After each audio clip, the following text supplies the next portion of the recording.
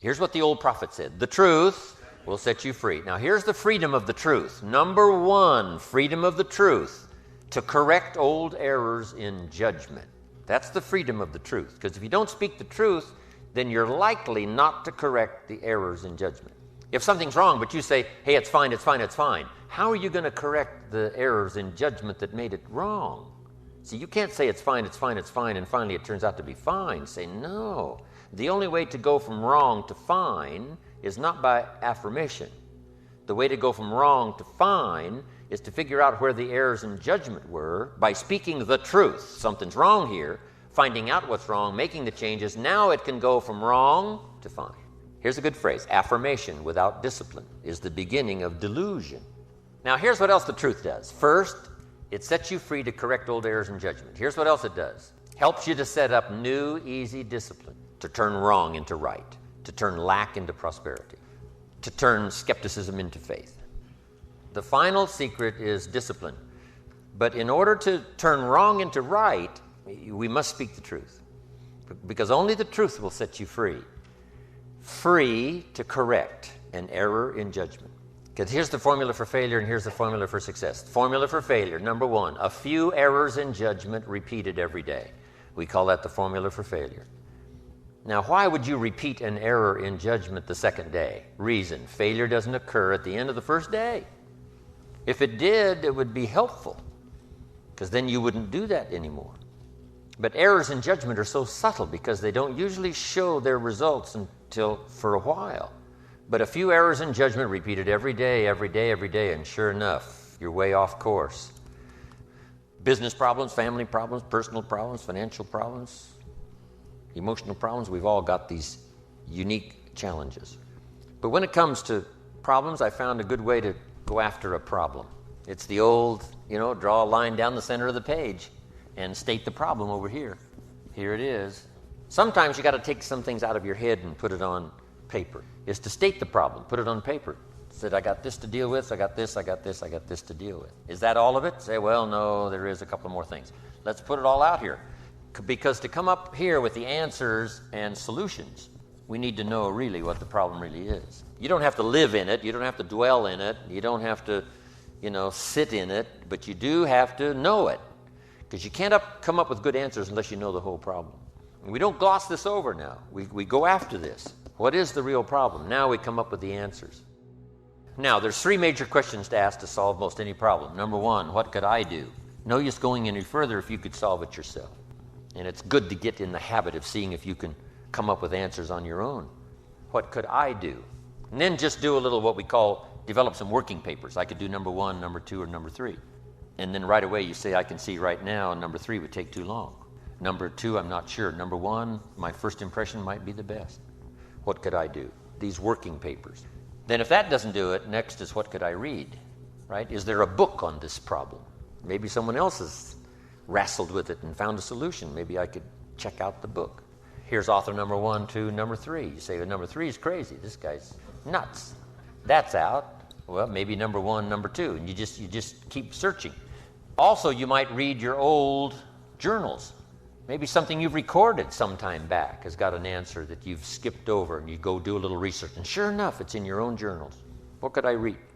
Now, if this doesn't work and this doesn't work, now you go to number three. Who could I ask?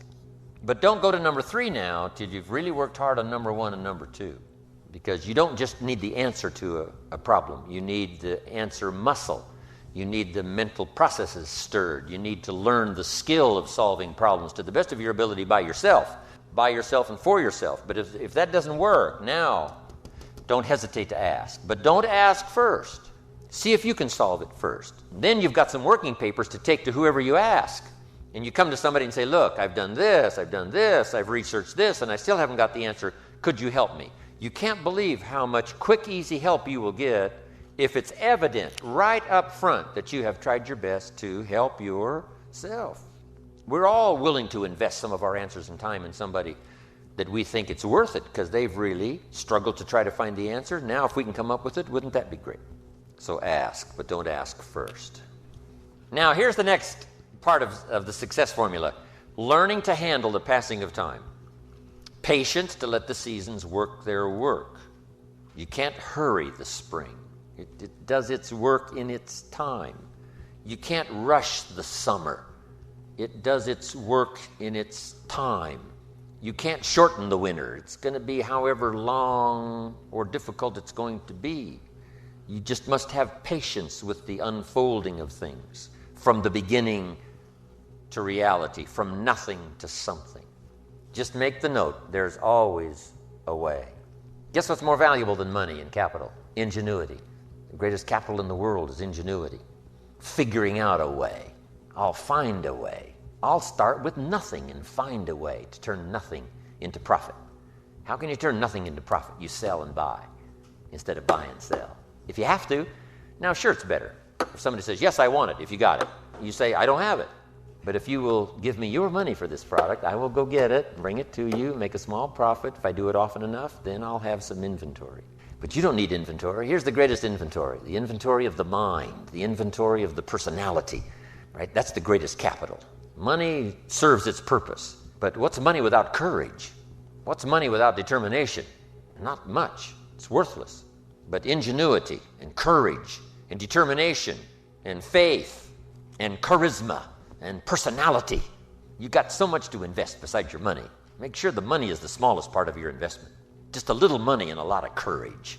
A little money and a whole lot of ingenuity, and you can turn all kinds of nothing into something. Now, the patience of learning to handle the passing of time. Two things really wreck your chances for the future: impatience and greed. You got to learn to deal with both of those, to let things work out. Here's the other one that's a killer, and that's greed. Contrary to the movie Wall Street, greed is not good. Greed is evil, must be dealt with, must be legislated against, lest some be tempted by greed. Here's what greed hopes for: something for nothing. Here's what greed hopes for: more than its share. Greed hopes for something at the expense of others. You say, well, then how can you truly grow and make a fortune? It's very easy. Legitimate ambition. Find a way to serve the many legitimately. And your ambition now can make you a fortune. You don't need greed to make a fortune.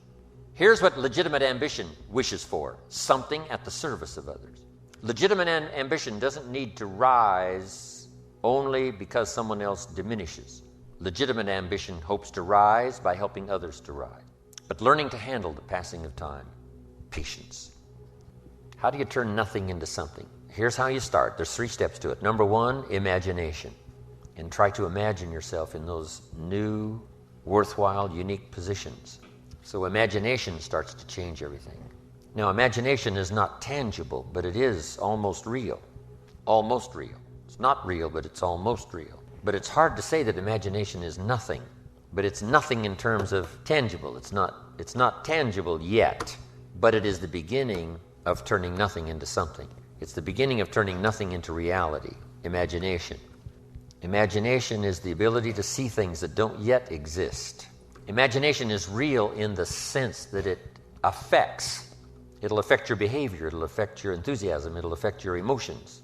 It's real in that sense, but it's not real in the tangible sense. But to turn nothing into something, you start with imagination. Next is faith.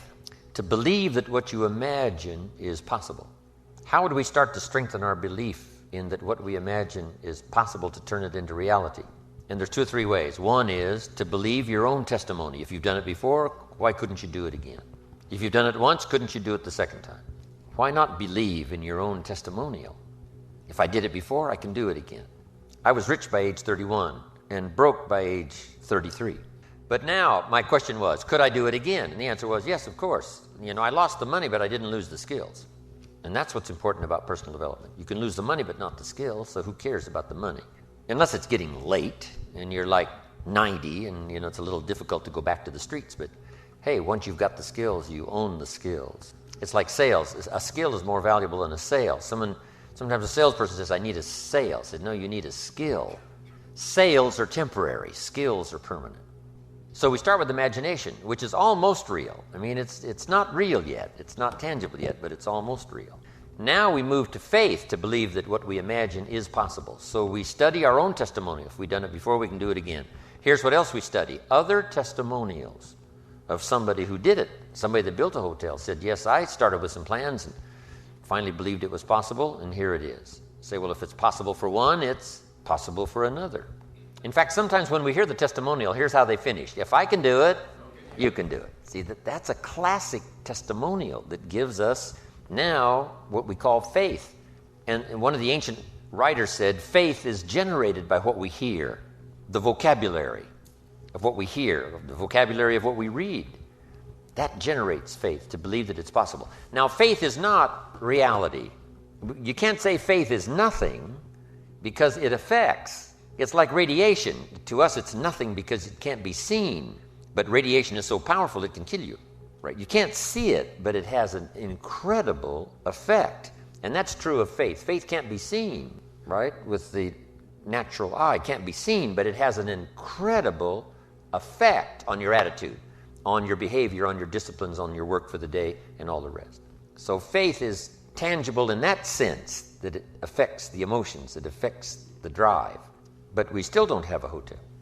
Even though the imagination is very powerful, and even though faith is very real, we still don't have a hotel. Because faith is not a hotel. Now, it's almost. It is so close. Here's what one writer described faith. Faith is a substance of hope. It's not a substance like a brick being a piece of the hotel, but it's almost. It's so close, it's substance. And the writer also said it's so close, it's evidence. Now, not evidence you can see, but tangible evidence that's just as real as all of our human experiences that can't be touched, can't be seen. It's called the unseen magic. Language is the unseen magic. It can't be seen. The words can't be seen as they're transmitted from the speaker to the one who listens, but it can have a profound effect. That means it's more than nothing. Language is more than nothing. But to create something out of nothing, we start with imagination, then we move to faith, which believes it's possible, which is almost real. Ideas gather dust, they don't produce at all by themselves. It's like philosophy is not the end. Philosophy is the beginning. Philosophy must be invested. And if you invest philosophy and attitude in disciplines, then they produce results. Here's a good phrase. Wisdom uninvested in labor is wasted.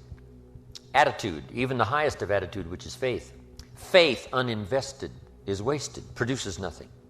So the name of the game is not faith. The name of the game is not philosophy. The name of the game is to put faith and philosophy into activity so that it starts making progress. Isn't that true, though? Faith and imagination is almost. It's called evidence and substance. Now, it's still not tangible, but it's not far from tangible. But now here's what we do with faith and imagination. We deposit it in disciplines and activity. Because faith without the activity serves no useful purpose. Imagination without the activity to translate it into reality serves no purpose. But wisdom and faith deposited in activity creates reality. The reality of a career, the reality of a hotel that wasn't there. But you shouldn't start building the hotel until you have it finished. Is it possible to finish it before you start? And the answer is yes. It would be foolish to start unless you had it finished. Unique things to remember. Now, here's what now turns wisdom and faith into reality, and that's activity, muscle, the labor, the work. Some people go for affirmations, but see that I do believe in affirmations, but here's the key on affirmations, and that is to affirm the truth. If you're broke, best thing to affirm is, I am broke. Something might be wrong with your philosophy, your policy, your plan, and your strategy. So, affirm, yes, but always affirm the truth. Now, here's all you got to do to turn that around. A few simple disciplines practiced every day starts to create success. Not at the end of the first day. The first day is the end of a new beginning. The first day. That you've started a new track, that you've started a new direction. So we must all speak the truth. So affirm the truth. Yes, affirm God is good. Yes, affirm life is full of possibilities. Yes, affirm all the truthful possibilities. But you don't need to try to trick yourself into saying something is okay when it isn't okay. Some people say every day in every way I'm getting better and better. And if that's not true, see, that we call that delusion. If it's not true. If it is true, then it's wonderful. It's fabulous. We should celebrate. But if it's not true, every day in every way I'm getting better and better. See, if that's not true, then it is an affirmation that's destructive. So just affirm the truth. The truth is I lack some skills to multiply my income by 10, which I wish to do in the future. I need to learn the skills. Affirm that you don't have the skills, so that it'll drive you to get the skills because you want to multiply your income by 10. Yes, it is true. All things are possible to the believer. It is true. Errors in judgment lead to devastation. We don't just need the truth. We need the whole truth and nothing but the truth. Here's what we don't need: delusion.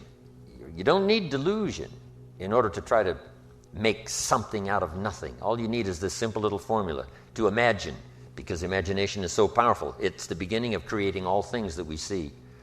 Then faith to believe it's possible. It says what? With faith, everything's possible. Without faith, nothing is possible. So that's a good study to make, creating faith to believe it's possible. But now we deposit faith and imagination into muscle, into discipline. Michelangelo was a genius, but it wasn't his genius that created this famous sculpture. But his genius was so strong, and he believed in it so thoroughly, that he picked up the chisel and the hammer. And it was the muscle and the chisel and the hammer that created the sculpture. And without the discipline, there would be no sculpture. But if you take your genius, if you take your ideas and your inspiration and your excitement and translate it into muscle, if you want good health, you can study every book there is, and you can believe that it's possible to be healthy. But until you fall on the floor and start doing the push-ups, until you jog around the block, right? Until you start working on your good health, working and laboring. Labor pains, we call it. And the mothers in the room would tell us what? It's a unique experience. But why would an upcoming potential mother be willing to put herself through a rather painful experience of giving birth? Here's why. It creates new life. So add this to your repertoire of good ideas. New life only comes from labor. Now, some people try to create it with affirmation, but that doesn't work. New life only comes from labor. That's why we should devote most of our time to labor, because it's the miracle creator. It says 6 days labor and 1 day rest. Don't get those numbers mixed up. And here's why. It isn't rest that creates the miracle. It's labor that creates the miracle. And you just go right down the list. Labor creates the miracle of a career. Labor creates the miracle of a hotel. Labor creates the miracle of a fortune. You can have plenty of miracle. You don't need to engage in delusion. You just engage in reality. And here's what's real. Imagination, supported by faith, invested in labor, works miracle, right? The miracle of a relationship. The labor of my language produces the miracle of sight, being able to see things you couldn't see before. If I labor well enough with the vocabulary and language that I've got, describing the value of my own ideas translated for you, maybe it'll help you to see something today, tomorrow, that you've never seen before. So the labor of my language, the work, and lecturing is hard work. They say 1 hour of intense lecturing is like digging ditches for 8 hours. The intensity and the energy and the vitality it takes. You just become almost exhausted sometimes in laboring with words to get your vocabulary out there where it touches someone's consciousness so that they can see something they've never seen before. And we call that miracle stuff. I don't know how it works. You don't need to know how it works. All you need is a simple analysis like this. But the labor takes the idea, supported by faith, translate it into labor, and it starts producing all kinds of miracle. So now you can understand that you are a miracle worker. Would a miracle worker sleep late? I doubt it. Unique thing about genius. Genius has no sense of time. It's amazing. If you could have met Michelangelo and, you get there and it's like 11 o'clock. It's like midnight. And you said to Michelangelo, isn't it a little late? And Michelangelo would say, late? What's this late? What does that mean, late? I don't understand, late. To a genius, it's not late. To the average person, it's getting late. But to a genius, it's not late. Say, well, Michelangelo, I'll meet you here in the morning and watch you get started. And you got to get there at 4 o'clock. You say, it's really early. And Michelangelo says, early? I don't understand this. What's this early? It doesn't compute early. Not to a genius, because the genius is consumed by the finished product. And he devotes his imagination and his faith translated into muscle to produce the sculpture. Now, you can do that with your health. Health is just as valuable as the sculpture that inspires the world. Your own education, your own future, your own career, your own relationships, building a hotel, creating success, making a fortune. It's all part of the same scheme of imagination, faith, supported by labor.